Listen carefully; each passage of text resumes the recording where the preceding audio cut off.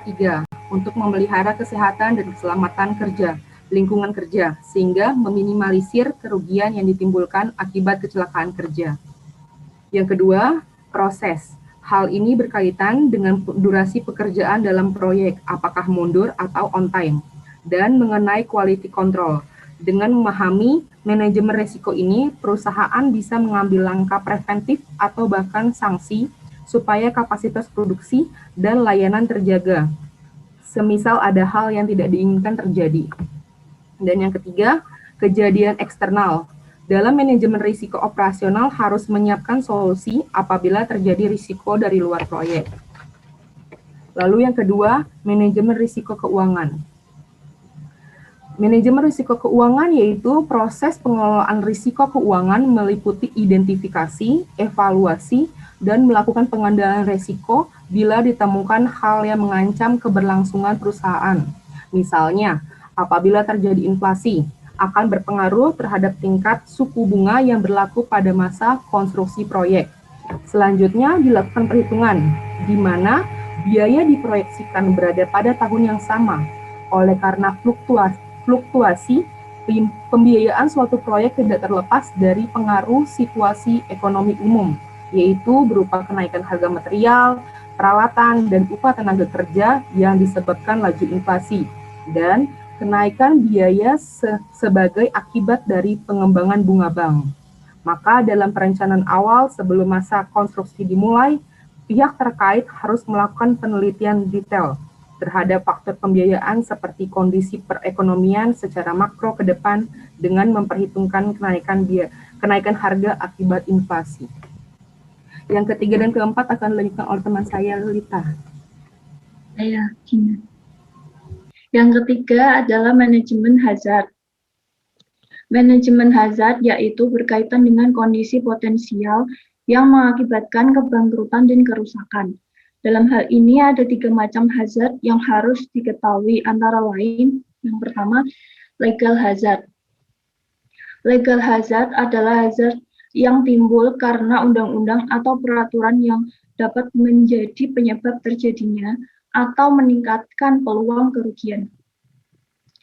Contoh dari legal hazard yaitu keputusan yang dibuat hakim dalam sidang pengadilan atau perubahan tata guna lahan.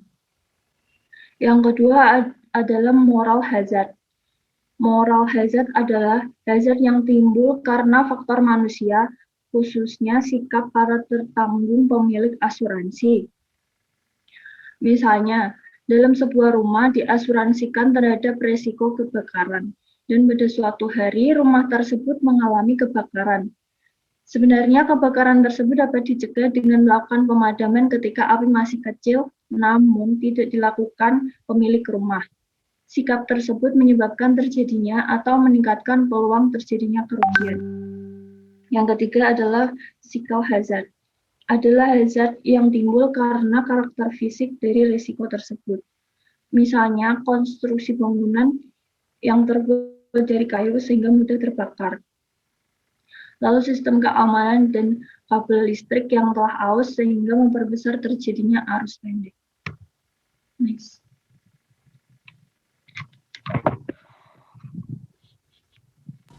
Oke, sumber risiko. Sumber risiko sendiri ada 2, yaitu risiko internal dan risiko eksternal. Risiko internal yaitu risiko yang berasal dari dalam perusahaan itu sendiri, misalnya seperti jadwal yang terlambat, pertambahan biaya, dan timbulnya kesulitan hukum akibat dari lisensi, hak paten, serta gugatan. Risiko internal. Eksternal. Risiko eksternal yaitu risiko yang berasal dari luar perusahaan atau lingkungan luar perusahaan, misalnya bencana alam, inflasi, dan perubahan peraturan perundang-undangan.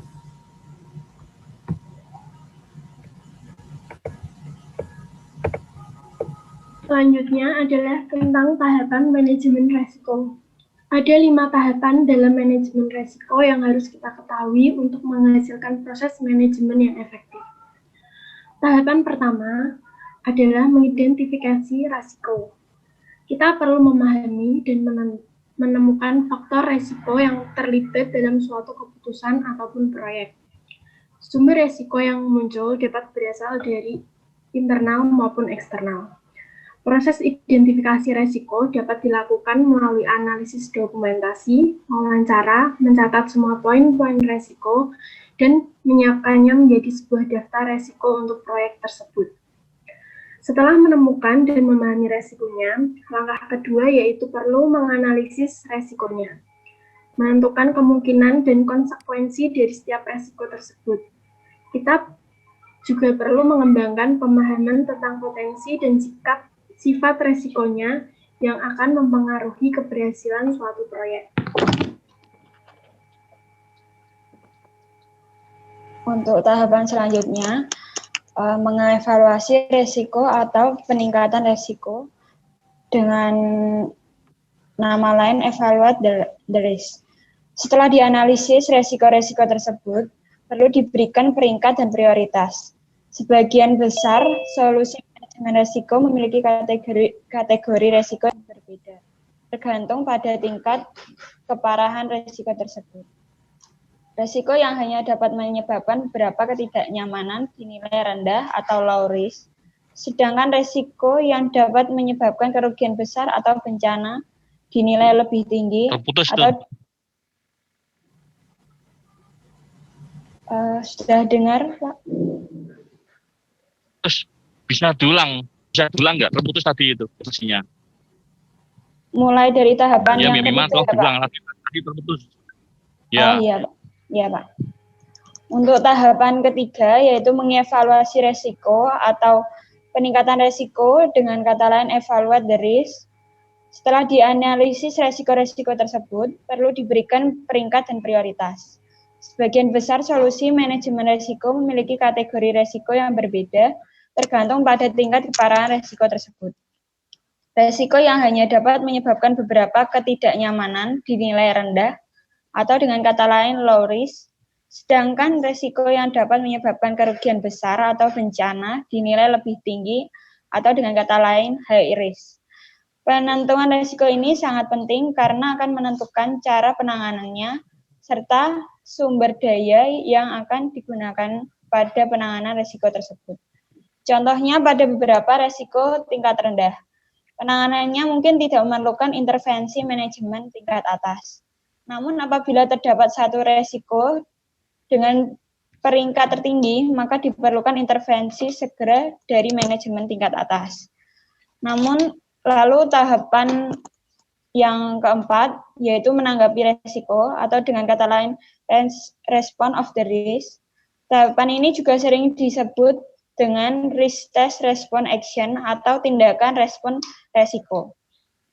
Setelah memperhitungkan setiap resikonya, kita perlu memutuskan bagaimana merespon setiap resiko. Ada beberapa tanggapan resiko yang dapat kita ambil, diantaranya yaitu mengambil tindakan untuk menghentikan semua kegiatan yang dapat menyebabkan terjadinya resiko. Yang kedua, mengambil tindakan untuk mengurangi kemungkinan atau dampaknya. Yang ketiga, mengambil tindakan untuk memindahkan beberapa resiko atau semua resiko ke pihak lain seperti melalui asuransi atau outsourcing. Dan yang terakhir, menerima resiko tersebut terjadi atau tidak mengambil tindakan apapun untuk menanggulangi resikonya. Kemudian tahap 5 dijelaskan oleh teman saya Dina. Yang kelima adalah meninjau dan memantau risiko atau review and monitoring the risk. Tidak semuanya berjalan lancar sesuai dengan yang direncanakan. Oleh karena itu, diperlukan peninjauan ulang dan pemantauan terhadap kemungkinan terjadinya perubahan faktor lainnya yang akan menyebabkan berubahnya risiko yang akan dihadapi, sehingga mengharuskan kita untuk merubah perencanaan manajemen risiko kita lagi. Fungsi dari monitor dan pengendalian risiko yaitu, yang pertama, manajemen perlu memastikan bahwa pelaksanaan pengelolaan risiko berjalan sesuai dengan rencana. Yang kedua, manajemen juga perlu memastikan bahwa pelaksanaan pengelolaan risiko cukup efektif. Dan yang ketiga, risiko itu sendiri berkembang. Monitor dan pengendalian bertujuan untuk memantau perkembangan terhadap kecenderungan berubahnya profil risiko. Perubahan ini berdampak pada pergeseran peta risiko yang otomatis pada perubahan prioritas risiko.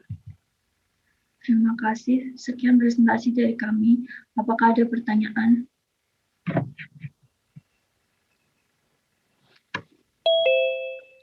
Nih ya, kamu coba nih, saya di komentar ya. Jadi kan Pak udah pernah sampaikan waktu yang lalu ya topik. Sorry. Dengar ya, yang pengen matikan kameranya kok ya.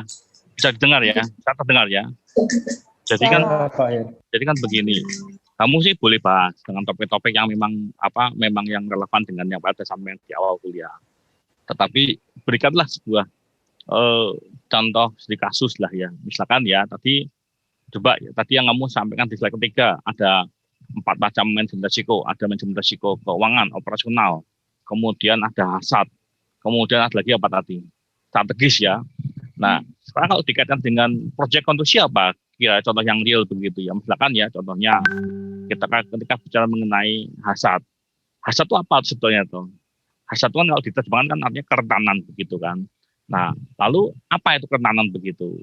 Ya, ini sebenarnya banyak contoh lah. Kalau makanya kan saya sampaikan kalau baca paper tuh, baca sumber pustaka itu cari pustaka yang memang up to date gitu sehingga bisa memberikan sebuah contoh yang real begitu kan. Dari kelompoknya, maaf, ini kelas ini ada enggak? Kelompoknya si Stefanus dan siapa namanya Teresia gitu kan. Nah, ada effort yang lebih untuk memberikan sebuah case study yang memang relevan dengan sangat saya itu kalau nggak salah Steve itu bicara mengenai quality management ya, ada 3 ya, ada bicara mengenai QA, QC dan seterusnya begitu kan.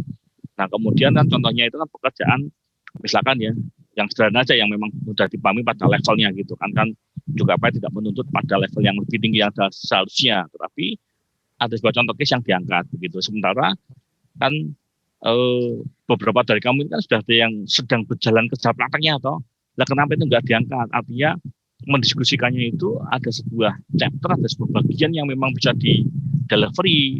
Artinya contohnya apa begitu kan? Kalau begini ya konteksnya ini kan saya sampaikan ini kamu bukan sedang memberi kuliah tapi sedang presentasi tugas. Nah yang kamu sampaikan ini kan sekedarnya mohon maaf lah ya kalau boleh mengkritisi mungkin sekedarnya Pak belum cek satu-satu ini ya dari PowerPoint kamu itu ya semoga tidak lah ya karena ada kecenderungan kan yang hanya copy paste ambil dari tempat lain begitu kan. Nah ini sudah hampir 3 minggu kita presentasikan hanya Pak Erbat baru 1 atau 2 3 presenter lah ya yang masih oke ya tapi makin kesini kok tidak berkembang ini presentasinya begitu kan. Nah apakah sulitkah yang Pak Er minta untuk disampaikan di dalam presentasi di kelas begitu kan. Nah contoh seperti sumber pustaka segala ya, sumber pustaka itu kan coba masa Pak Er sudah berkali-kali sampaikan tolong baca sumber pustaka yang baik begitu. Pak Er tidak mengatakan bahwa ini itu jelek tidak, tapi validasinya itu sampai sejauh mana sih gitu loh. Jadi artinya cari bahan pustaka itu yang bermutu sehingga waktu kamu presentasi itu ya meskipun kamu tidak mengalami sebuah case study yang real, tapi kalau kita membaca dari sebuah paper dengan sedikit effort agak lebih mungkin akan berbeda tesnya begitu loh. Jadi tidak sekedar hanya barangkali dari kotakpita.com ini ada orang lalu kamu baca selesai masalahnya. Ingat loh, Pak sampai bahwa tugas jangan dikerjakan pada level ala kadarnya. Itu mesti ada effort lebih begitu. Saya sangat mengapresiasi itu kelompoknya Stefanus dan kalau nggak salah kelompoknya Mbak Nina, Steph dan Teresia itu kan ada effort lebih gitu artinya untuk menyampaikan bahwa oke, bicara mengenai quality management tapi ada sebuah contoh case yang disampaikan gitu ya sehingga semua bisa belajar sama-sama begitu bahwa oh ini contoh case-nya yang dimaksud dengan quality assurance pada praktik di pekerjaan portal begitu. Jadi membuat tugas Pak R mohon artinya tidak di level ala kadarnya, sekedar buat begitu. Tapi cobalah. Nanti kelompok berikutnya Pak R mohon untuk next week gitu ya, minggu berikutnya tolong diperbaiki ya. Jadi ada sebuah tes ya, contoh ya hasad. Hasad itu bicara mengenai kerentanan gitu ya. Pak contohnya apa? Kerentanan begitu ya. Atau misalkan aja manajemen risiko keuangan ya. Pak contoh begini ya, yang bisa yang dekat-dekat ya, yang bisa dipahami lah. Jadi kan saya pernah sempat sharing beberapa kasus ya. Yang paling simpel itu kan sekarang saat ini itu kan proyek itu hampir semuanya itu kan boleh dibilang kondisinya ada yang di hold itu artinya di pending itu ditunda lah bahasanya. Nanti Pak bantu mencari kata-kata yang mudah dipahami itu ya, ditunda karena apa ya, terutama untuk beberapa pekerjaan pemerintah itu kan memang ditunda karena kondisi pandemi seperti ini. Nah lalu Pak bagaimana dengan risiko bagi pelaksana, dia harus ngatur cash flow kan.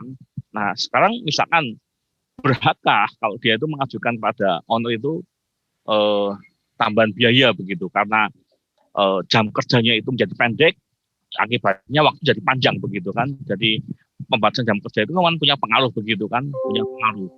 Nah punya pengaruh, lalu akibatnya jadi panjang waktunya.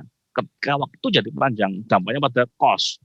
Nah ini bagaimana? Nah itu sebagai sebuah contoh case yang mestinya bisa di delivery begitu. Jadi tidak, ya mohon maaf, Pak Head lalu minta tugas itu dikerjakan jangan pada level ala kadarnya begitu. Mesti butuh effort lebih. Gitu. Jadi ingat kata-kata Pak Head bahwa kamu berproses dengan benar tuh hasil nggak akan menipu hasil akhir begitu. Tapi kalau tugasnya ya sudahlah dibuat ala kadarnya, ya artinya ada konsekuensi bahwa ya tentunya pasti akan berbeda dong dengan yang effortnya lebih begitu.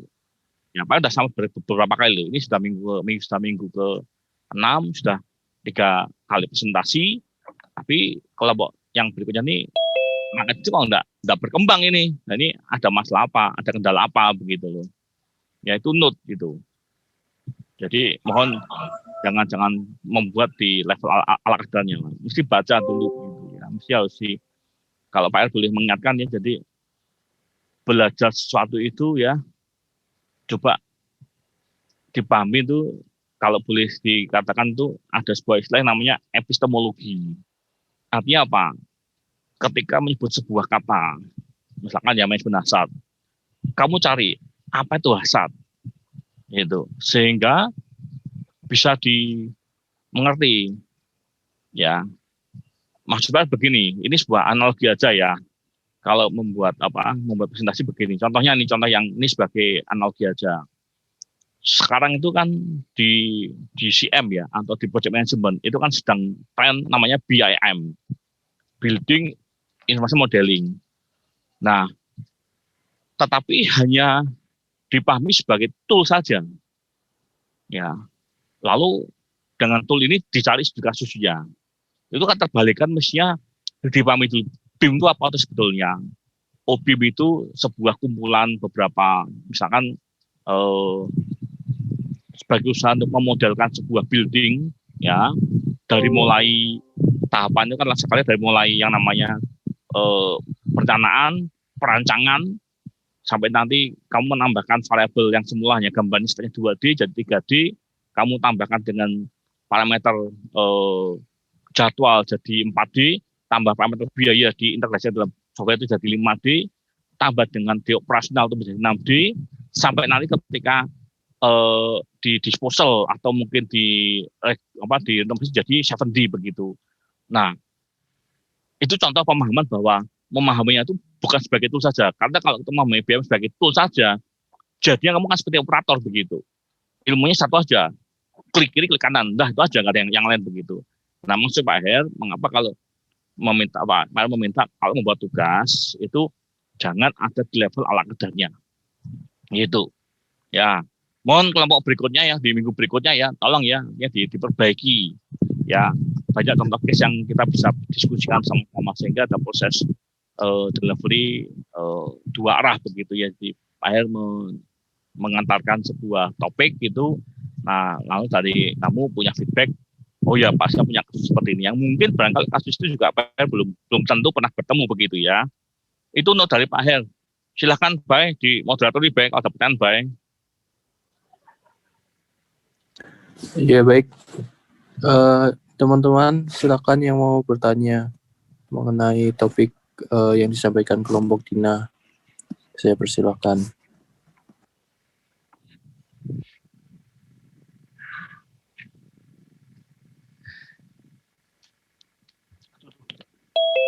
Pak semutan nih. Bentar.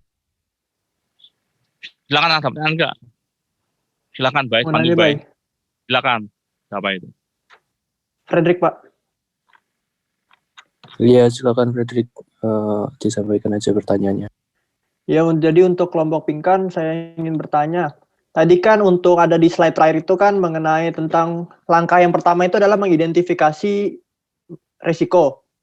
Nah, pertanyaannya adalah apakah dalam mengidentifikasi resiko pada suatu proyek itu sudah ada aspek-aspek yang emang sudah tertulis, habis itu baru tinggal kita lihat, ataukah aspeknya itu kita buat sendiri sesuai dengan apa yang ada di lapangan gitu, atau emang udah aspek-aspeknya ada, terus kita tinggal menuliskan poin-poinnya berapa aspeknya bagaimana begitu. Terima kasih.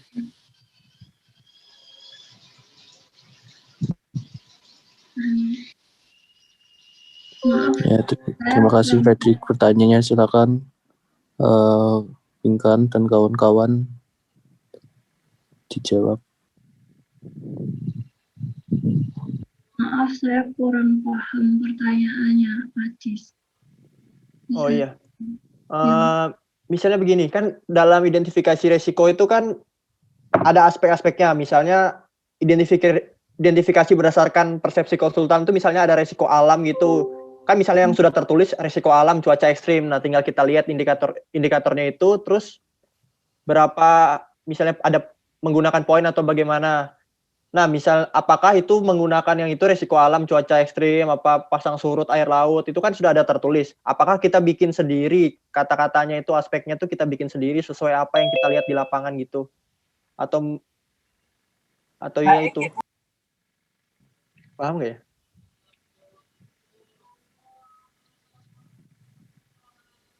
Sebentar ya, sebentar ya.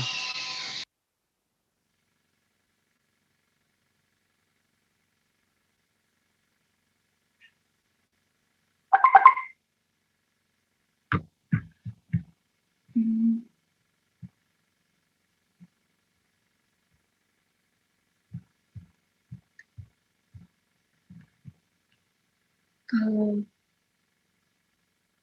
menurut saya seperti itu, nggak ada aspek yang resmi. Mungkin penilaian dari masing-masing proyeknya, kontraktornya mungkin yang memberi penilaian sendiri seperti itu. Atau ada teman yang ingin menanggapi? Frederick, bisa dulang saya, Frederick. Coba, Pak tadi sedikit. Tolong dulang pertanyaan Drik. Oh iya Pak. Ini kan waktu itu saya juga kayak pernah ngebaca gitu kan Pak, identifikasi risiko itu kayak udah ada aspek-aspeknya. Jadi misalnya berdasarkan persepsi konsultan, ada berdasarkan persepsi kontraktor dan sebagainya. Nah itu kan emang sudah ada aspek-aspeknya, variabelnya menggunakan misalnya dari resiko alam itu ada cuaca misalnya atau pasang surutnya air laut, nah gitu. Nah saya ingin misalnya dalam identifikasi proyek yang dijelaskan oleh kelompok Fani itu, apakah itu dalam mengidentifikasinya itu menggunakan aspek-aspek yang ada itu, ataukah kita boleh menambahkan aspek yang menurut kita sendiri atau bahasa kita sendiri lah ibaratnya gitu Pak? Ya, oke. Coba tadi Dina jawab dulu. Tadi mana jawabnya? Kalau saya belum pernah, saya kayak nggak tahu gimana ya Pak. Menurut saya itu kita bisa menambahkan variabel-variabelnya sendiri, belum ada kayak acuannya gitu. Ya. Maksudnya variabel yang SDM, metode kerja, Lalu tentang peralatan waktu seperti itu mungkin kita yang bikin sendiri. Oke. Nah, ini ya jadi juga apa? Evaluasi lah ya. Maka apa tadi kan Pak sudah sampaikan di awal. Baca paper dulu sehingga minimal itu kalau kamu sumber pustakanya benar ya, dalam artian sumber pustakanya bagus ya. Minimal dengan 3-4 paper aja deh. Itu minimal bisa merespon dengan baik bahwa mungkin memang betul kamu belum pernah mengalami, tapi semakin banyak paper yang dipakai untuk rujukan menyusun paper ini, menyusun presentasi ini, masih lebih baik. Jadi gini, Fredrik, Pak bantu nih kelompok ini. Jadi gini, Fredrik, resiko itu ya, tadi kamu sampaikan, Pak, kan bisa jadi aspeknya itu bisa dilihat dari atau dilihat dari perspektifnya kontraktor atau konsultan begitu. Nah, misalkan begini, Fredrik, kita bicara untuk pekerjaan ya, misalkan pekerjaan infrastruktur, ya, misalkan bendungan, Fredrik. Nah, kalau kita bicara dari segi perencana, mungkin sebenarnya tidak artinya resikonya itu kan resiko bisa dibagi dua, ya. Sorry, supaya sedikit flashback ya. Ada yang tangible, ada intangible. Nah, istilah ini apa artinya? Tangible itu adalah ini istilah yang baku yang memang dipakai di dalam risk management, yang terlihat dan tidak terlihat. Ya, tangible itu terlihat, tapi yang intangible yang tidak terlihat begitu. Nah, bagi pelaksana, bagi kontraktor ya, kalau misalkan mendapat pekerjaan mengenai infrastruktur bendungan gitu ya, yang tangible apa kira-kira? Pasti butuh pembebasan lahan, betul ya? Itu kan tangible, terlihat dan terukur kan. Seberapa besarkah yang harus dibebaskan? Itu tangible. Pak, tapi ada nggak Pak yang intangible? Ada, ya. Bagaimana respon atau dampak sosial pada saat pembebasan lahan? Ya, bisa diukur, tidak bisa, tapi kerugiannya bisa dihitung. Artinya, misalkan kerugian bebas lahan begitu ya, kan kita bisa berhitung. Misalkan, oke, seberapa meter persegi ya, itu untuk dihargai sekian juta begitu. Terukur, tapi dampak sosialnya itu kan nggak terukur, artinya intangible, nggak terlihat begitu. Misalkan aja begini, ada sebagian barangkali warga yang tidak bisa bekerja. Itu kan intangible kan, bahwa bagaimana mungkin Pak, saya bisa melihat ada dampak sosial yang bisa terlihat, ketika dia nggak bisa bekerja itu kan sebagai dampak sosial yang intangible. Kita nggak bisa mengukur ketika dia nggak bisa bekerja itu lalu dampaknya apa? Yang pasti kan tidak ada income. Ya, lalu bagi konsultan perencana apa resikonya? Tangible-nya, resikonya apa? Ya saat desain itu kira-kira kalau bicara mengenai bendungan itu bicara mengenai sumber atau apa? Bicara mengenai sumber supply atau pasokannya, mumpuni nggak, mencukupi nggak untuk mensuplai? Itu kan sifatnya belum ada, tetapi bisa terukur. Itu tangible, ya. Tapi intangible-nya apa, Pak? Ini kalau saat pelaksanaan sama-sama belum tahu kan, karena ini baru tahap desain. Akan bisa menjadi tangible pada saat nanti di tahap konstruksi begitu. Nah itu sebuah contoh Fredrik. Pertanyaannya adalah, Pak, boleh nggak Pak kita itu mengembangkan nantinya kalau memang misalkan saja ya kamu akan misalkan menyusun sebutlah ya menyusun tugas akhir mengenai manajemen ini ya. Saran Pak R memang lebih baik dikembangkan. Jangan membuat identifikasi resiko tanpa ada sebuah rujukan. Ya. Artinya dari sekian variabel yang dilihat dari perspektifnya owner, dari perspektifnya si pelaksana, dari perspektifnya atau sudut pandang dari si perencana yang sudah ada, kamu boleh develop. Itu saran PR untuk di level fresh graduate ya, artinya lebih baik kamu jauh lebih develop aja, kembangan aja, dan itu jauh lebih valid daripada harus muncul sendiri begitu. Rasanya sekarang ini bukan tidak mungkin bahwa area ini risk management ini menjadi ya lagi-lagi kalau ke Pak R ikuti serinya PMBOK yang dipakai, yang Pak R pakai sebagai rujukan, itu juga munculnya itu juga dalam 5 tahun terakhir muncul namanya risk management. Sebenarnya nggak ada. Nah, tapi ketika ada pertanyaan Pak, mengapa muncul begitu? Ternyata lagi-lagi bahwa ada sebuah risiko yang harus berbagi. Ya artinya tidak semua risiko itu dibebankan pada owner. juga tidak semua pada pelaksana atau pada perencana, tetapi ada sharing of risk, ada pembagian risiko kepada pengelola proyek. Begitu Fredrik, tambahan dari Pak Hermawan untuk menjawab apa yang kamu tanyakan ke kelompoknya Dina ini.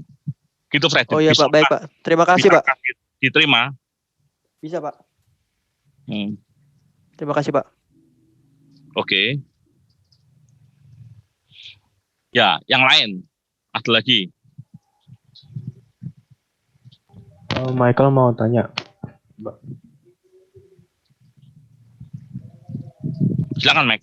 Ya, mau bertanya mengenai ini tadi kan sempat disebutkan untuk resiko-resiko yang manajemen resiko yang dilakukan oleh masing-masing pihak seperti perencana atau dari kontraktor.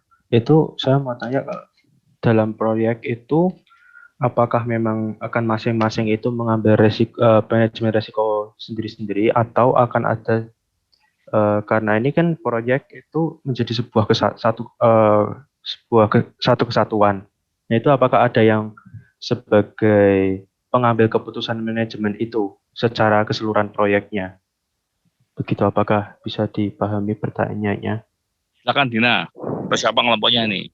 Semua berkontribusi loh ya. Jangan Dina jadi jubir ini. Silakan.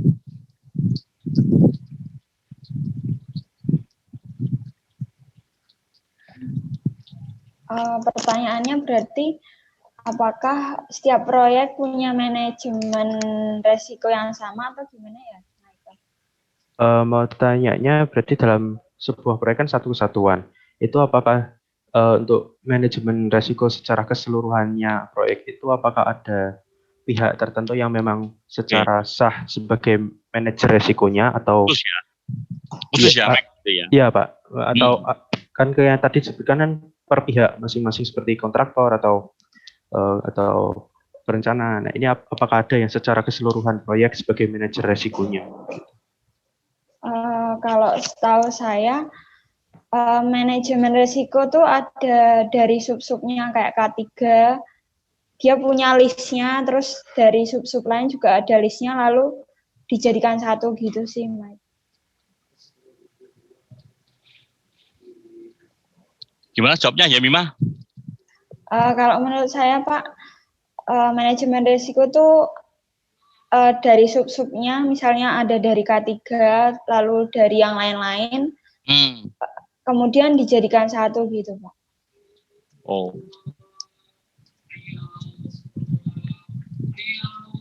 Yo, Mike, gimana, Mike? Tanggapannya, Mike? Oh iya, saya memahami jawabannya, Pak. Gitu, Pak. Tapi saya juga tidak tahu maksudnya secara prakteknya bagaimana, Pak. Oke, prakteknya itu ya, begini. Kalau bicara mengenai manajemen proyek, itu salah contohnya real begini. Ada memang proyek-proyek yang sifatnya khusus ya. Kalau pada mengatakan EPC. EPC itu kan kepanjangnya Engineering, Procurement, Construction, gitu kan. Nah, EPC ini biasanya digunakan pada proyek seperti contohnya PLTA, PLTU, itu EPC. Pak, mengapa EPC? Karena ini khusus proyeknya tipenya. Ya, jadi pemilihan, kalau sedikit flashback atau kembali ke kita pernah belajar delivery method gitu ya. Nah, beberapa proyek itu memang dilakukan dengan metode EPC, Engineering, Procurement, and Construction. Contohnya seperti PLTN, nuklir. Itu enggak semua konsultan itu mampu punya kemampuan ke sana. Makanya dipilihlah tipe EPC. Itu yang pertama. Berarti kan bergantung pada apakah resiko itu menjadi satu bagian khusus atau dipisah-pisah. Berarti kita melihat sampai seberapa jauh atau seberapa besar resiko sampai seberapa jauh resiko itu muncul begitu. Ya, artinya seberapa besar resiko yang muncul begitu. Ya. Nah, kemudian sebentar ya. Lalu yang kedua, artinya kita bergantung pada jenis proyeknya. Yang kedua, kalau memang terlalu besar risiko yang muncul, bukan tidak mungkin akan menjadi satu bagian sendiri, risk manager. Ya, nah risk manager yang paling terukur sebenarnya dari K3 yang bisa terukur, contoh yang real begitu. Tetapi tidak artinya setiap bagian itu tidak memiliki atau memang hampir sejauh ini ya hampir Pak belum pernah menjumpai setiap bagian itu muncul risk manager, tapi ada satu bagian khusus ya. Jadi dibentuk ya ada di dalam organisasinya itu ada risk manager yang memang memetakan begitu. Artinya yang memang memetakan sampai sejauh mana besar potensi munculnya risiko yang sangat signifikan yang berdampak pada proyek. Ya, jadi ini bukan tidak mungkin bahwa ya risk manager ini profesi juga, profesi baru juga sebetulnya. Baru sekali tidak. Kamu kalau berbandingkan dengan BIM ya pasti lebih baru BIM, tapi kalau risk manager ini sebetulnya menjadi challenge atau tantangan ya. Artinya terutama di bidang-bidang kita ya, di bidang engineering ini bisa muncul, tapi harus bisa dikelola kan. Ya. Jadi jawabannya gitu, Mek. Satu bergantung pada seperti apa besar kecilnya risiko.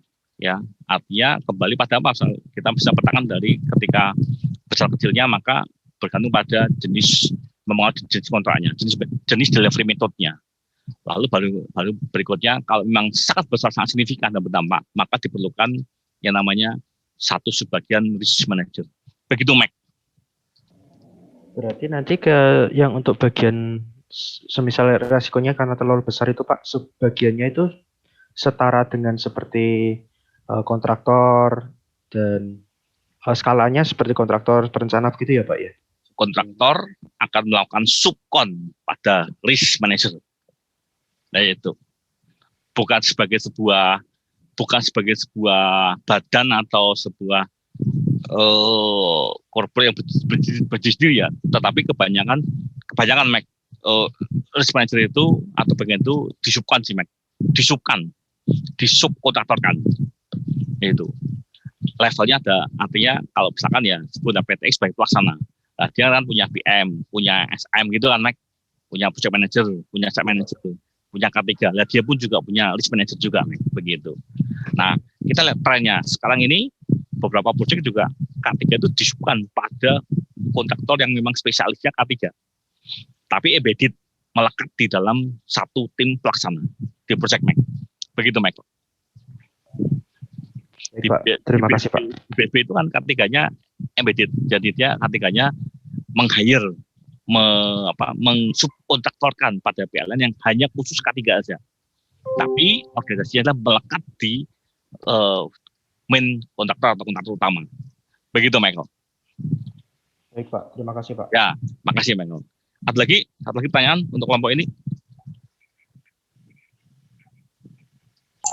Pak, saya mau tanya Pak. Siapa ini? Ricardo. Ya, Ricardo. Gini Pak, kan saya mau nanggapi pertanyaan Michael aja. Ya. Sebenarnya saya belum paham Pak. Terus saya mau nggak nyimpulin juga sih Pak. Saya tanyanya itu siapa yang bertanggung jawab jika terjadi resiko fiskal atau operasional? Terus kalau fiskal kan contohnya seperti yang tidak diinginkan, gempa bumi atau sebagainya. Kalau operasional kan itu dari bagaimana dia menjalankan proyeknya sendiri.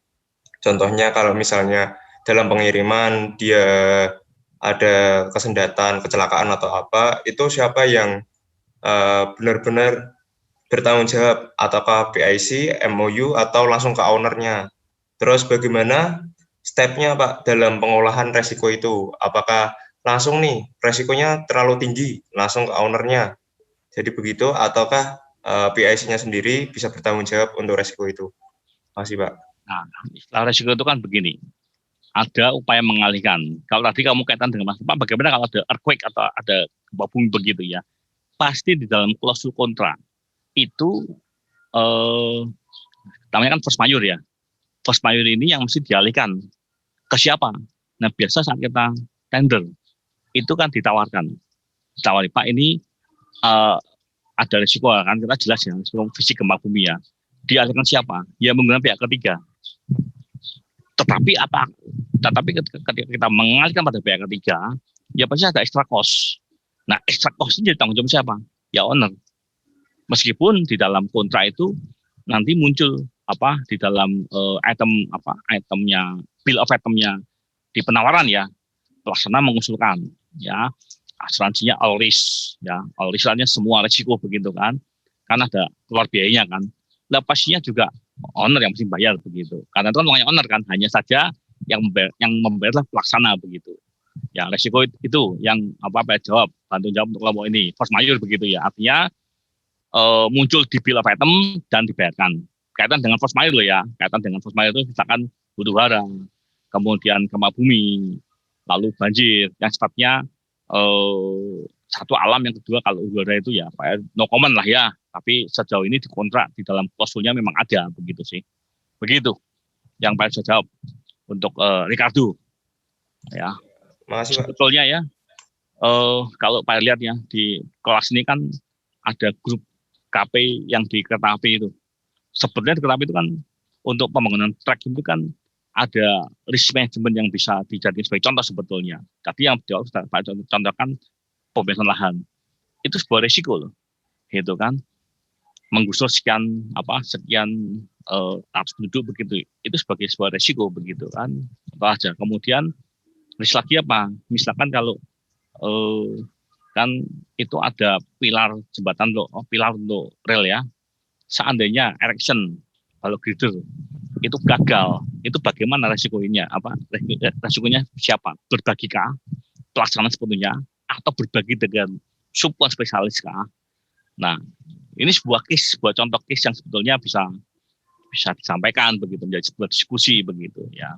Itu Ricardo. Terima kasih Ricardo untuk responnya. Ya, makasih Pak. Terima kasih.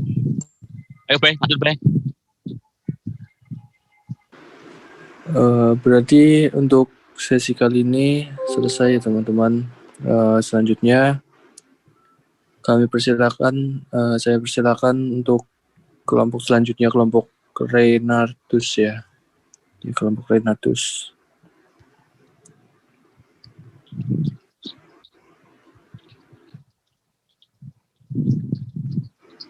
Halo. Ya, saya mau share screen nih, Pak. Vitus ya? Iya, Pak. Vitus, Pak. Oke, Mas. Sudah terlihat, Pak? Sudah.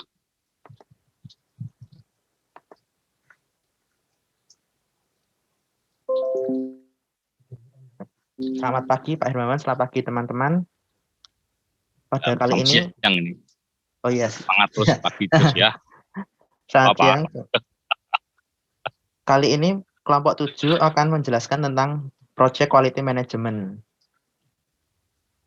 Untuk kelompok saya ada pertama Reynardus, kedua saya sendiri, ketiga Stefanus Sugianto, dan keempat Bonfilio Joshua. Oke, topik yang akan dibahas pada kali ini adalah 1. Penjelasan quality management, 2. Perencanaan kualitas, 3. Penjamin kualitas, 4. Pengendalian kualitas, dan 5. Pengujian.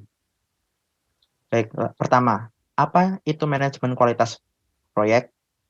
Manajemen kualitas proyek adalah proses yang dilakukan untuk menjamin proyek dapat memenuhi kebutuhan yang telah disepakati melalui aturan-aturan mengenai kualitas. Prosedur maupun guideline information technology project management 4th edition. Lalu, what is quality? Apa itu kualitas? The International Organization for Standardization atau ISO defines quality as the degree to which a set of inherent characteristic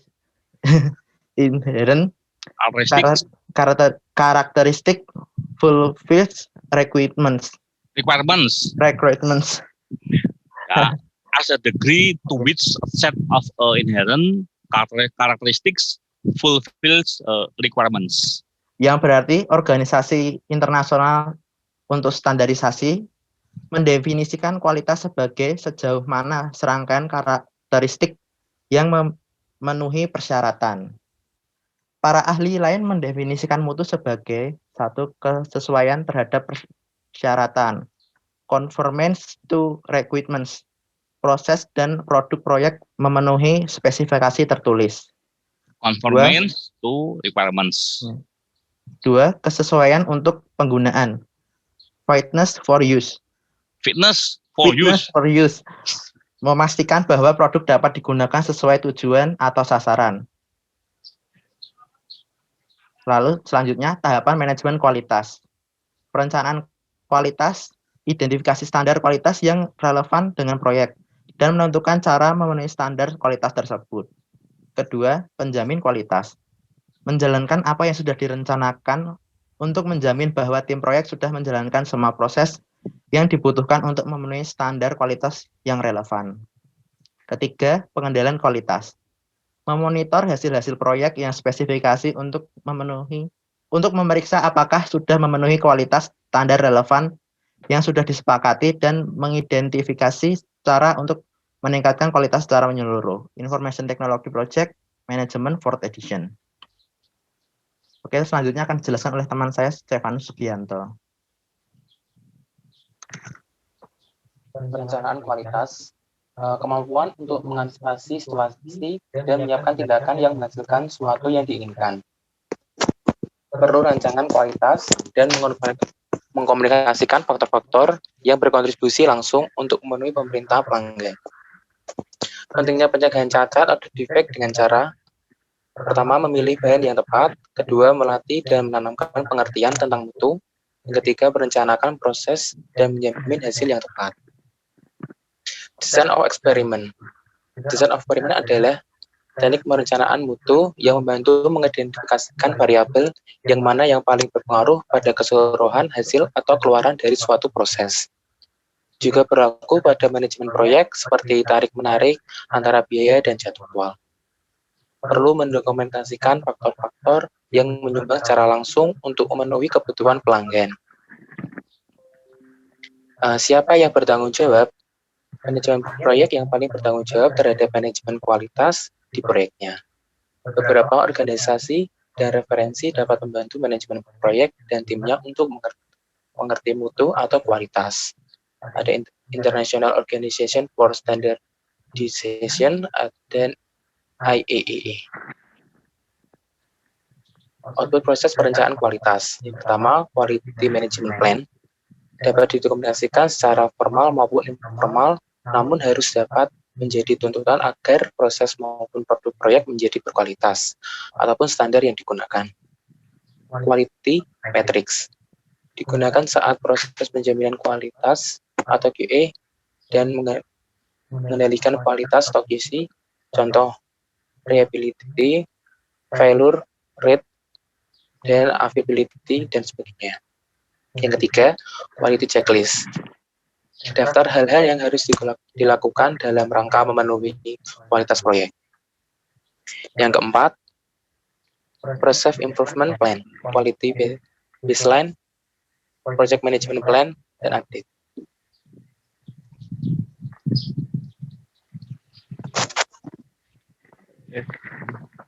Ini terputus.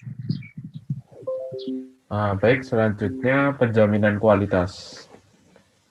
Jaminan mutu mencakup semua aktivitas yang berhubungan dengan pemenuhan standar mutu yang relevan bagi proyek. Sasaran lainnya adalah peningkatan mutu berkelanjutan. Benchmarking generates ideas for quality improvements by comparing specific project practices or product characteristics to Suaramu itu, gemang itu nyala, mungkin HP Pak. Of other project. Dimatikan aja satu. Oh iya. Ya silakan. Bentar Pak. Ya, ini satu ruangan Pak. Iya Pak, satu ruangan Pak. Satu ruangan tuh ya Bang. Gimana tuh satu nggak menggembang, nggak apa-apa. Oke, saya lanjut ya Pak. Di poin pertama tadi, untuk penjelasannya berarti pembandingan menghasilkan ide untuk peningkatan kualitas dengan membandingkan praktik proyek atau karakteristik produk tertentu dengan proyek atau produk lain di dalam atau di luar organisasi yang melakukan. Kemudian untuk poin kedua, quality audit is a structured review of specific quality management activities that help identify lessons learned that could improve performance on current or future projects. Yang berarti audit kualitas adalah tinjauan terstruktur dari aktivitas manajemen kualitas tertentu yang membantu mengidentifikasi pelajaran yang dapat meningkatkan kinerja pada proyek saat ini atau masa depan. Kemudian proses ini dilakukan dalam rangka menjamin peningkatan yang terus-menerus dari berbagai aspek, sehingga penggunaan sumber daya proyek dapat seefektif dan seefisien mungkin. Proses ini berlangsung secara iteratif, dengan cara membuang semua aktivitas yang tidak memberi nilai tambah. Tujuannya adalah agar proses berjalannya aktivitas merupakan aktivitas yang berkualitas. Information Technology Project Management, 4th edition. Kemudian untuk output penjaminan kualitas, request change, perubahan yang dilakukan agar terjadi peningkatan secara efektif dan efisien dari aturan, prosedur dan proses dalam proyek, sehingga memberikan keuntungan lebih banyak bagi setiap stakeholder. Recommended corrective action merupakan penjabaran lebih detail berdasarkan request change. Organizational Process Assets Update Management Plan. Untuk pengendalian kualitas, dilakukan untuk memonitor agar produk yang dihasilkan merupakan produk yang berkualitas dan dilakukan setelah ada produk yang dihasilkan keluaran utamanya. Pertama, keputusan penerimaan, keputusan baik atau tidaknya proyek berjalan berdasarkan baseline quality ataupun rencana pengendalian. Yang kedua, tindakan korektif dan preventif. Yang ketiga, perbaikan proses. Ada banyak alat yang dapat digunakan dalam melakukan pengendalian kualitas, antara lain analisis Pareto, statistical sampling, Six Sigma, quality control chart.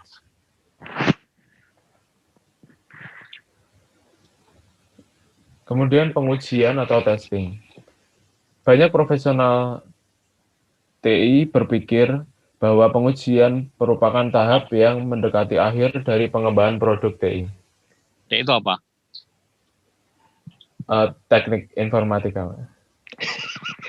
Wah, namun 3 kali sepatah aja nggak paham ini. Terus?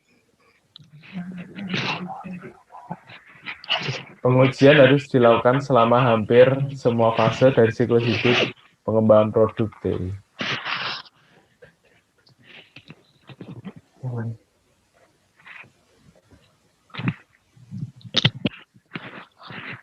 Selanjutnya, Pareto analisis dilakukan dengan identifikasi faktor-faktor penting yang berkontribusi terhadap munculnya masalah kualitas dalam sistem. Juga disebut rules, yang berarti bahwa 80% masalah seringkali ditimbulkan karena 20% penyebabnya. Diagram Pareto, histogram yang membantu identifikasi dan penentuan prioritas area masalah. Jenis-jenis pengujian. Yang pertama, unit testing, menguji tiap komponen secara individu untuk memastikan bahwa komponen tersebut bebas cacat. Kedua, integration testing, terjadi antara pengujian unit dan sistem untuk menguji fungsionalitas komponen secara berkelompok. 3. Sistem testing menguji keseluruhan sistem sebagai satu entitas. 4. User acceptance testing merupakan pengujian independen yang dilakukan pengguna akhir sistem sebelum menerima sistem yang diserahkan. Statistical sampling, metode pengambilan sampel populasi untuk memahami masalah yang ada. Jumlah sampel yang diambil berkaitan dengan representatif apa yang data yang diinginkan. Sampel size 0,25 kali certainty factor atau acceptable factor. Nanti kau baca apa itu? Yang poin kedua kau baca apa itu? Seapa itu? Representatif. Artinya apa itu? Secara presentatif, Pak. Kan itu jumlah sampel yang diambil berkaitan dengan keterwakilan data yang diinginkan. Oh iya, Pak. Itu tuh maka di tanda kutip itu karena memang tidak asing kan kalau presentasi itu kan mepresentasikan kan mewakili begitu kan. Nah itu makanya kalau presentasi diperhatikan. Ya oke, terus ini lagi. Ini contohnya misal 95%. Berarti 0,25 dikali itu datanya 1960 dibagi 0,5 dikali 2, hasilnya 384. Kalau misalnya 90% sampel size-nya berarti 0,25 dikali datanya itu 1645 dibagi 10 dikali 2, hasilnya 68. Kalau misalnya 80% Stanley-nya sampel size-nya berarti 0,25 dikali datanya itu 1281 dibagi 20 dikali 2, hasilnya 10. Ini CML levelnya dari tingkatnya yang paling atas itu inisial, yang kedua repeatable, ketiga define, keempat manage, kelima optimism. Terima kasih. Sekian presentasi dari kelompok 7. Apakah ada pertanyaan?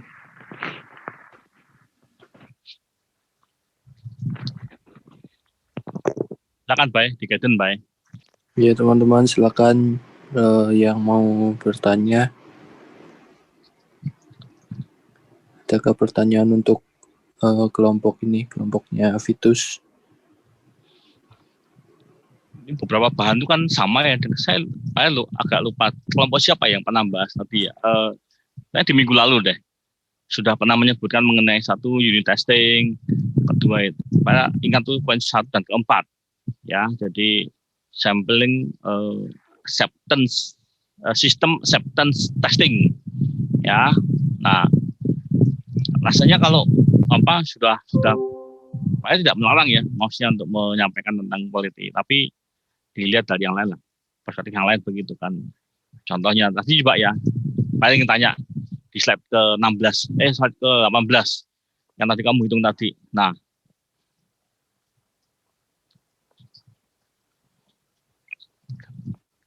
ya coba satu slide sebelumnya coba. Nah, kan rumusnya itu kan sampel size-nya ya, misalnya kita mau uji apa, mau pakai misalkan ya penentuan uji sampel gitu kan 0,25 dikali certainty factor gitu kan. Terus slide lagi berikutnya.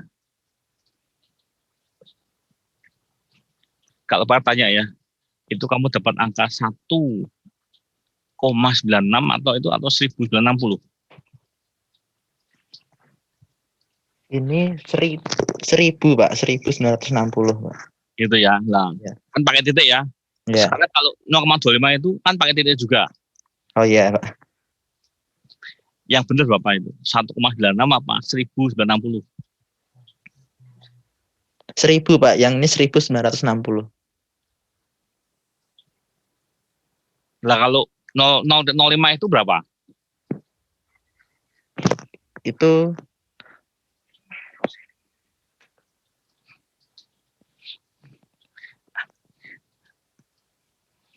0,5 itu Pak harusnya Pak. 0,05. Iya, 0,05. 1,9 itu bukan 1000. Itu didapat dari pulsa normal itu. Itu caranya. Angkanya itu angka di pulsa normal itu. Kalau kamu pernah belajar distribusi normal, statistik ya. Kalau kepastiannya, artinya kalau kepastian itu kalau di dalam statistik itu dibaca sebagai significant level atau tingkat kepercayaan. Nah, kalau kamu yakin dengan 96%, nanti dibaca di pulsa normal itu. Ada itu pulsa normal. Dengan degree 95%, maka berapakah bacaannya? 1,9 itu bukan 1000, tapi 1,96 itu didapat dari bacaan tabel pulsa normal itu. Itu. Ya, jadi tidak angka itu angka darurat normal begitu. Karena signifikan level itu bicara mengenai tingkat kepercayaan bahwa saya yakin bahwa sampling test saya ini benar begitu. Itu. Nanti kamu coba cek ya, karena kan tadi nggak bicara, coba slide sebelumnya coba lihat. Sebelumnya. Ya, kan nggak bicara mengenai apa certain sampel size-nya berapa. Yang kamu itu kan sebenarnya bukan kamu mau ngitung sampel size kan? Iya, Pak. Bukan menghitung apa nanti. Coba. Ya, itu sampel size-nya itu. Sampel apa? Bukan menghitung certainty factor. Ini kamu itu ini judulnya ya. Contoh pengambilan sampel, jumlah sampel begitu. Oh iya. Itu kita tidak bicara mengenai certainty factor. Ya. Gitu, itu komen dari Pak Hil. Oh iya. Yang lain boleh memberikan komen. Pak. Silakan. Ini kalau beberapa pertanyaan ya tadi ya, kelompok pertama ada dari Fredrik, ada dari Michael, ada dari Ricardo, ditulis nanti dilaporkan dalam laporan bahan diskusi begitu. Ya. Silakan, Pak. Iya, teman-teman silakan yang mau bertanya, Mas, mumpung masih ada kesempatan untuk bertanya. Yo, tanya yo. Yo, semua berkontribusi ya. Jadi tidak hanya mendengarkan gitu ya, tapi juga ada sebuah kontribusi untuk mempertajam masing-masing kelompok ini.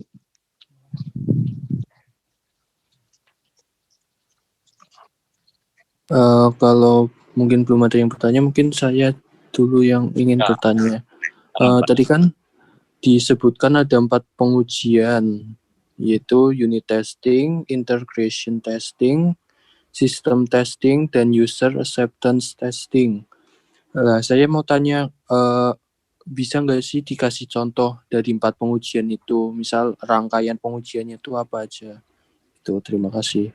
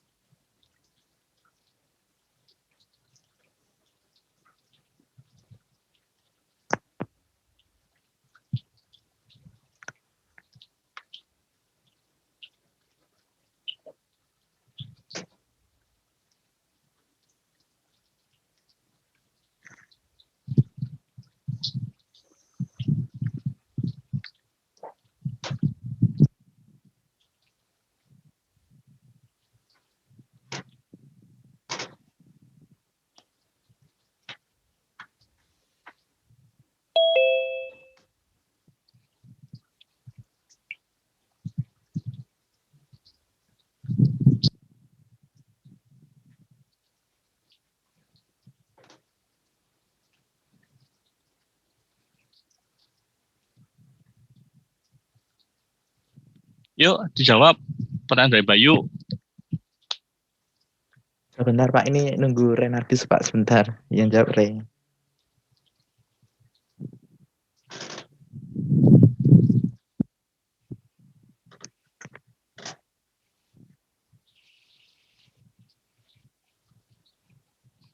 Sebenarnya ini mesti buka Google dulu ya toh.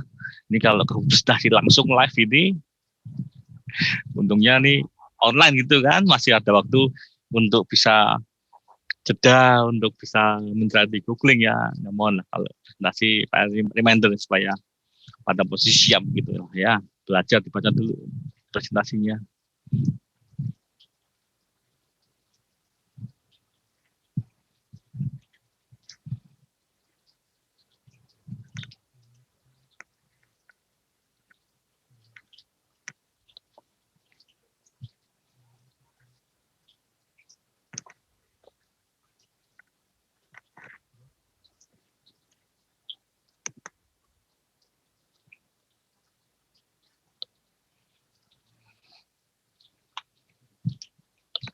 Permisi, Bayu, tadi pertanyaannya bisa diulangin.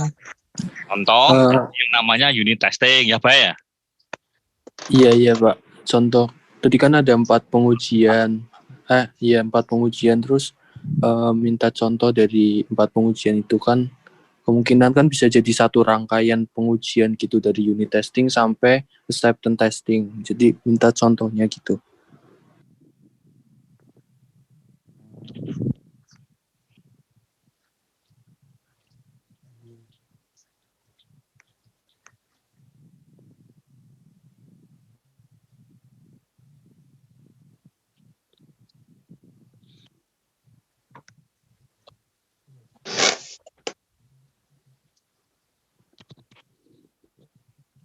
Oh iya. Baik, membantu untuk menjawab yang integration testing itu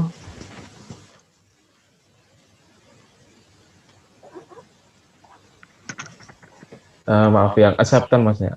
Acceptance testing itu contohnya untuk mengetahui tanggapan responden terhadap aplikasi pembelajaran yang akan diimplementasikan gitu. Terus dilakukan pengujian dengan misalkan memberikan 4 pertanyaan kepada 36 responden gitu. Terus nanti yang jawabannya terdiri dari tingkatan yang bisa dipilih gitu. Misalkan ada, ya Pak. Dimatikan dulu salah satu laptopnya supaya nggak menggema.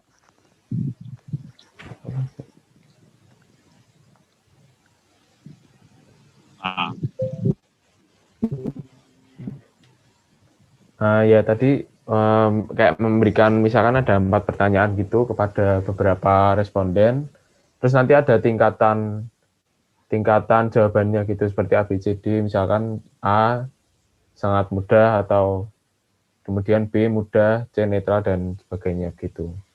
Untuk yang acceptance testing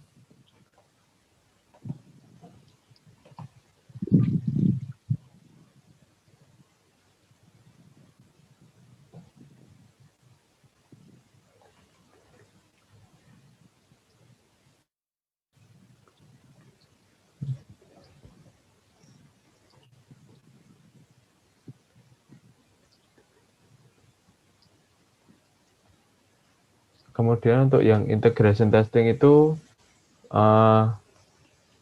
semacam penggabungan unit-unit atau komponen yang berinteraksi dalam software gitu. Misalkan biasanya software tester yang diuji itu gimana unit-unit tersebut bekerja sebagai suatu kombinasi, bukan lagi sebagai suatu unit yang individual.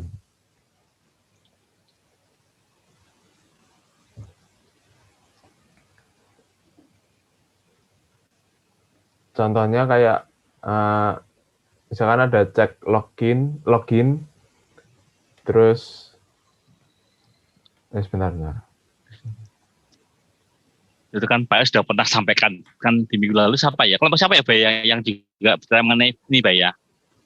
Brilian Pak kalau tidak salah. Brilian ya, kelompoknya Brilian kan juga ini pun juga sudah pernah disampaikan di slide-nya Brilian dan Pak juga pernah begitu.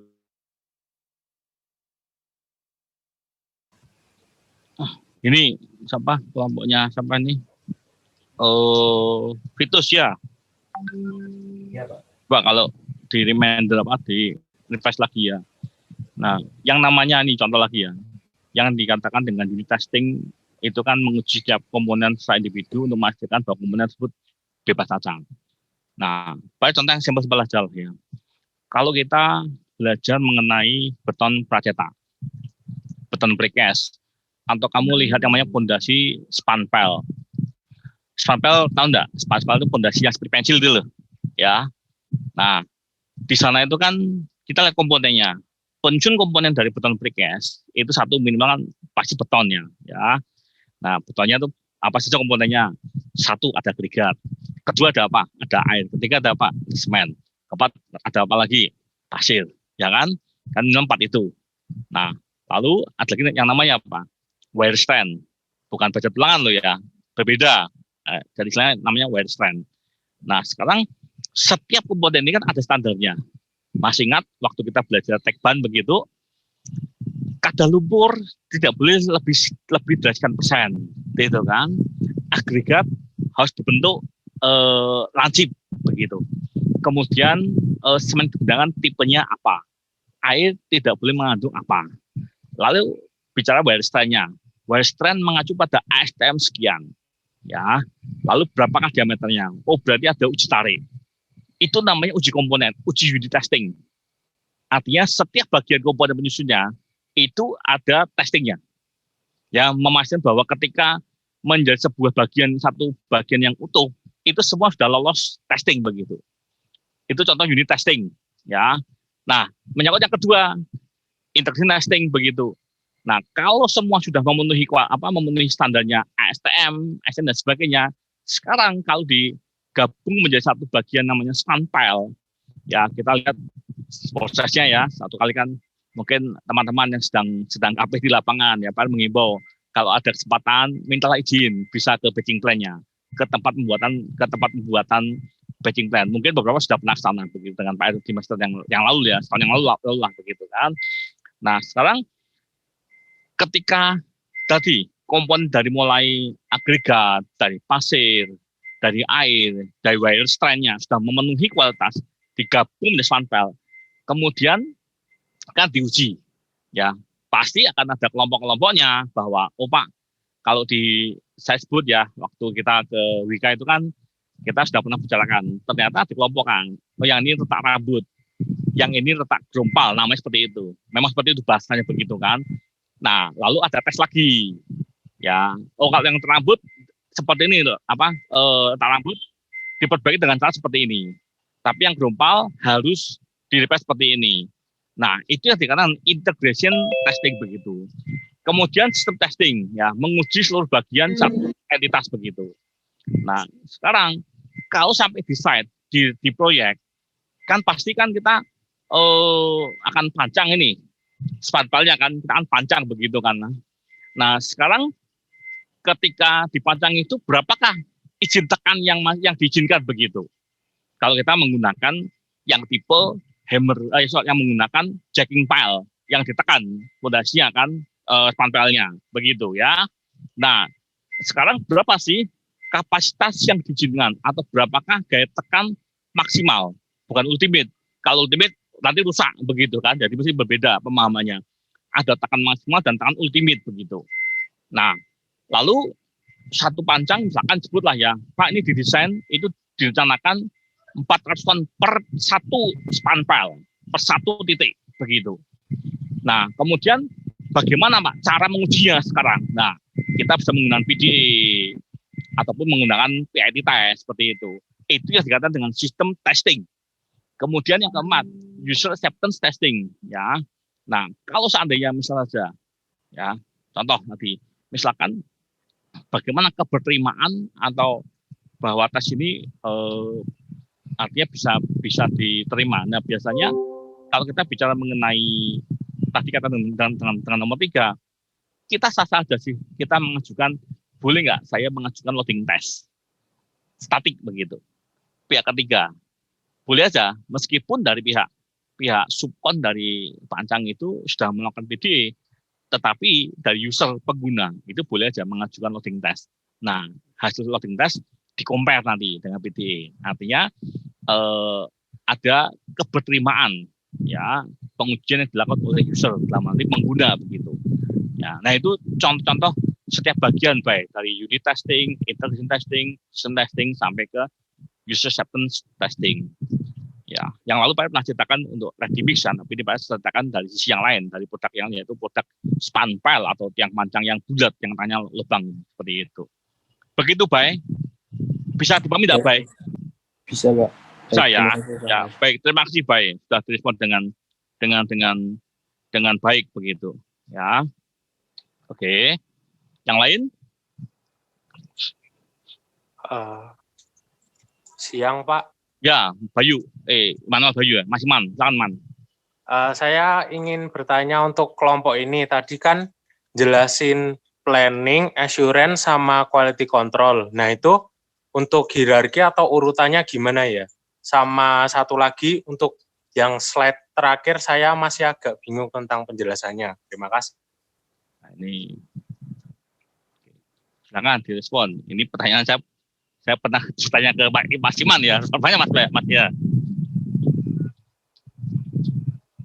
Iya, Pak. Ya, sekarang kelompok ini kebagian pertanyaan saya di feedback ke kamu, di kick off ke kamu ini.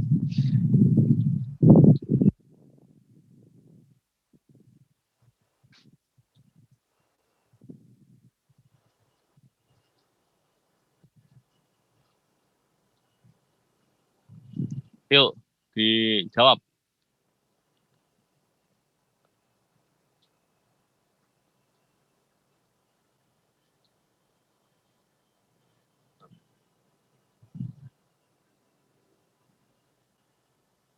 Tadi slide terakhir apa slide terakhirnya tadi? Coba, Vitus. Slide terakhir tadi apa? Slide terakhir apa terakhirnya? Oh. CMM itu apa tuh? Terus, Mas Vitus? Ya, Pak. Ya, Pak. CMM itu apa tuh? CMM itu apa? Untuk CMM sendiri itu kepanjangan dari Capability Maturity Model. Adalah model kematangan kemampuan atau kapabilitas untuk membantu pendefinisian dan pemahaman proses-proses pada suatu organisasi. Terus hubungan dengan mutu apa? Sebentar, Pak.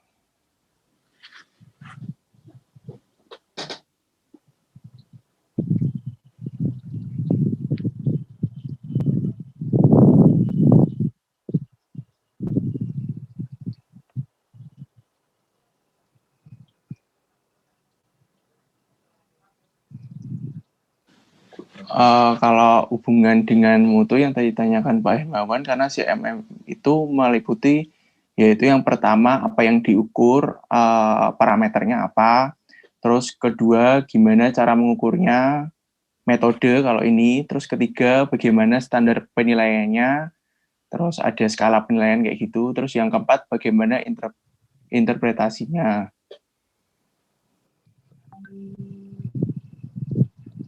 Terus tadi itu yang pertama, itu dijawab dulu yang Mas Iman.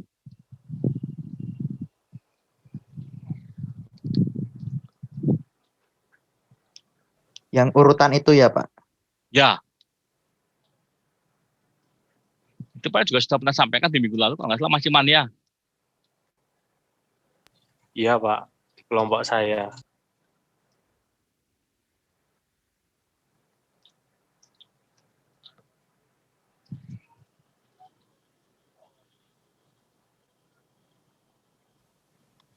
Jadi, kalau dari menurut saya, itu yang pertama itu perencanaan kualitas lebih dahulu. Karena dalam membuat sesuatu kan,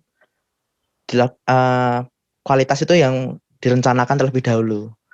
Lalu yang urutan yang kedua itu adalah penjaminnya. Jadi, misal kita membeli besi tulangan, itu harus ada jaminannya. Apakah itu benar-benar kualitasnya bagus atau gimana. Nah, yang keempat itu pengendalian kualitas. Jadi kualitas yang kita misalnya beli besi tulangannya itu dari pabriknya itu pengendaliannya itu bagaimana? Apakah tidak apakah dicek satu persatu ataukah hanya langsung diproduksi lalu keluar dari pabrik, makanya itu ada pengendalian kualitas. Ya, yang kelima itu pengujiannya. Jadi berhubungan dengan pengendalian kualitas, pengujian ini untuk mengetahui kualitas yang akan dijual itu bagaimana. Nah, jadi kalau diurutkan itu pertama penjaminan kualitas, perencanaan kualitas, kedua itu penjaminan kualitas. Nah, pengendalian kualitas dan pengujian itu menjadi satu sebenarnya, satu kesatuan. Kalau kita misalnya membeli sesuatu, begitu menurut saya. Mana, Man? Menanggapi ya, Mas. Sepertinya itu kurang tepat ya, Mas. harusnya itu yang pertama benar perencanaan kualitas dulu. Yang kedua itu kita ada harusnya quality control dulu Mas, baru yang ketiga dibarengi penjaminan kualitas itu. Gitu menurut saya Mas. 1 planning, 2 QC, 3 QA. Sepakat Mas. Karena kan paling rendah itu sebenarnya kan setelah planning paling rendah itu QC dulu. QC itu kan sebatas hanya bicara mengenai jumlah sesuai atau tidak, diameter sesuai atau tidak, kemudian panjangnya sesuai atau tidak. Tapi ketika kita bicara mengenai QA, kita bicara bagaimana proses cara mengendalikan, cara memastikan bahwa contoh tadi misalnya baca tulangan ya, diproses, soalnya sebelum dia di launch, sebelum dikirim ke set itu dia melalui QC. Oh Pak, ternyata ketika sebelum dikirim ke set itu dari pihak pabrik melakukan yang namanya uji testing untuk yield line. Itu prosesnya kan. Kemudian ketika layak atau ketika memenuhi bagaimana? Oh berarti bisa dikirim. Tapi ketika tidak bagaimana? Itu sebuah proses. Jadi QC itu bagian paling bawah sebelum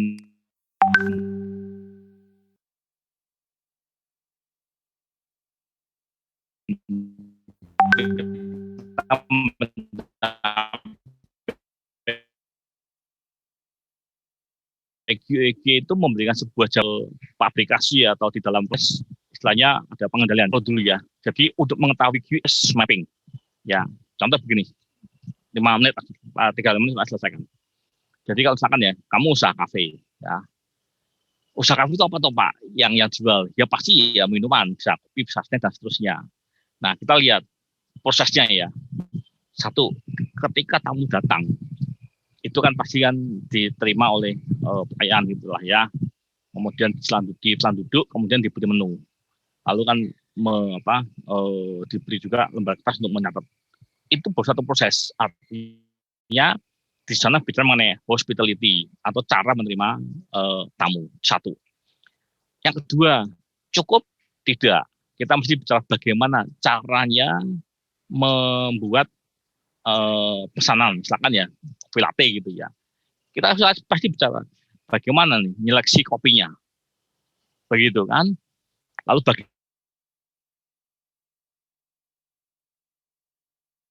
bagaimana caranya perlu nggak validasi, perlu nggak dikalibrasi begitu?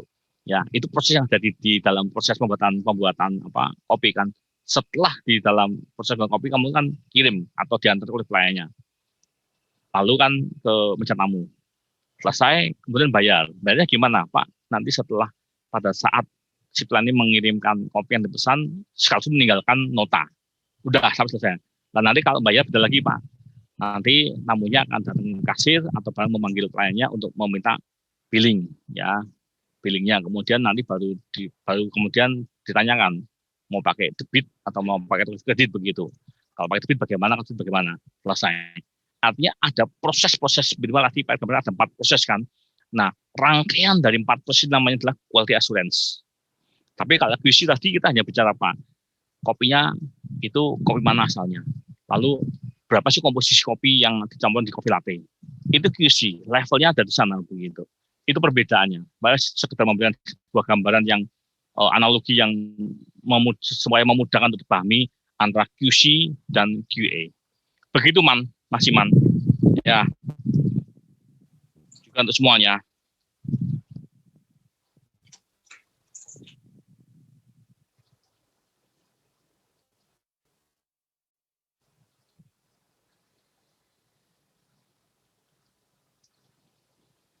Ada pertanyaan?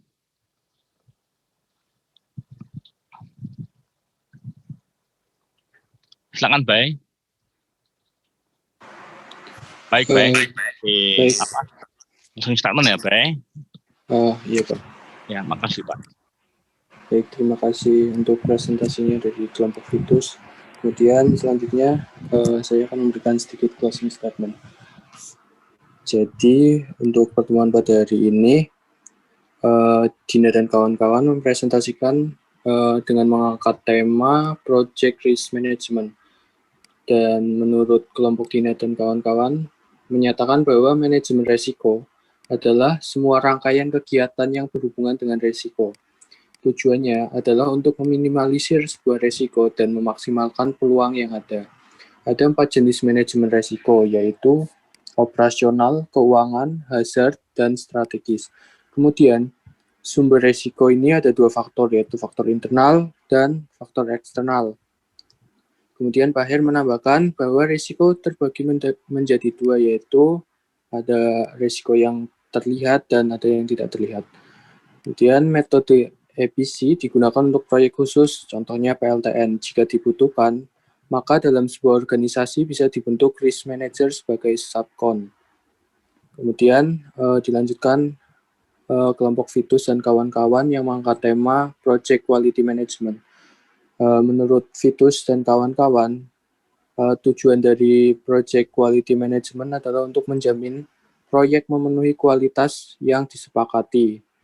Tahapan manajemen kualitas yaitu perencanaan kualitas, penjaminan kualitas, dan pengendalian kualitas. Ada 4 pengujian yaitu unit testing, integration testing, system testing, dan user acceptance testing. Kemudian Pak Her menambahkan bahwa uji komponen atau unit testing, bahwa pengujian ini diuji sesuai dengan standar kualitas yang ada. Kemudian untuk urutan dari manajemen kualitas adalah perencanaan, QC, dan QA. Baik, sekian dari saya. Terima kasih, Pak. Ya, baik. Terima kasih, baik. Di setiap kali perkuliahan, Pak R pasti meminta sebuah namanya closing statement lah ya. Kali kalau diucapkan itu kan pernyataan penutup begitu ya. Nah, supaya ada sebuah